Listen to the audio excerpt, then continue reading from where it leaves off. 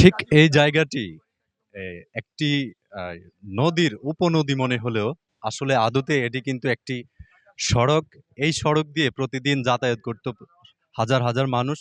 দর্শক আরিফ আজগর আছি কুমিল্লার বুড়িচং উপজেলার পীতাম্বর এলাকা থেকে। জানাবো কুমিল্লার বন্যার সবশেষ পরিস্থিতি।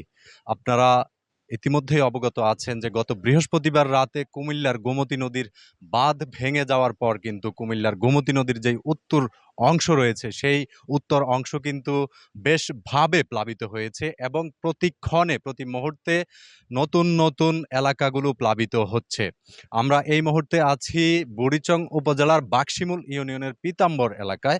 এখানে আসলে আপনারা যেমনটা দেখতে পাচ্ছেন যে এখানে প্রতিটি ঘর বাড়ি বা বানের যেই স্রোত রয়েছে, বানের পানিতে কিন্তু তলিয়ে গিয়েছে এবং এখানকার যেই হাজার, হাজার মানুষ পানিবন্দী হয়েছে এবং এইসব পানিবন্দী মানুষদেরকে আমরা দেখেছি যে অনেকেই নিরাপদ আশ্রয় কেন্দ্রে চলে গিয়েছে, কিন্তু অনেকেই রয়ে গেছেন তাদের যেই আম যে ভিটেমাটি রয়েছে সেই ভিটেমাটি ছেড়ে তারা আসলে যেতে চাচ্ছেন না বলে এখানকার যে উদ্ধার কর্মীরা রয়েছেন তারা আমাদেরকে যেটা জানিয়েছেন।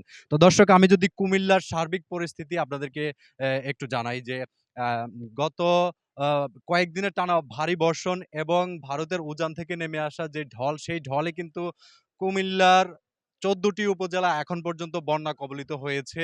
এই ১৪ টি উপজেলার ১১৮ টি ইউনিয়ন সহ বিভিন্ন পৌরসভা এবং ওয়ার্ডের মোট ১২১ টি ওয়ার্ড পৌরসভা এবং ইউনিয়ন এখন পর্যন্ত প্লাবিত হয়েছে। আমরা হ্যাঁ, আজকে আমরা ঘরের ভিতরে হাঁটু সমান পানি আর কি। এই ২ দিন একটু কম ছিল।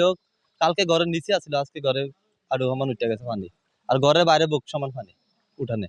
হাজার, হাজার গ্রাম প্লাবিত হয়েছে। এখানে কিন্তু সরকারি হিসেবে প্রায় ৮ লক্ষ মানুষ পানিবন্দী আছে এবং বেসরকারি হিসেবে ১০ লাখ মানুষ পানিবন্দী আছে। আমরা জেলা ত্রাণ ও পুনর্বাসন কর্মকর্তার সঙ্গে কথা বলেছি পানি উন্নয়ন বোর্ড কর্তৃপক্ষের সাথে। পানি উন্নয়ন বোর্ড আমাদেরকে যেটা জানিয়েছেন, গোমতী নদীর যেই পানি, সেই পানিটা কিন্তু কমা শুরু করেছে।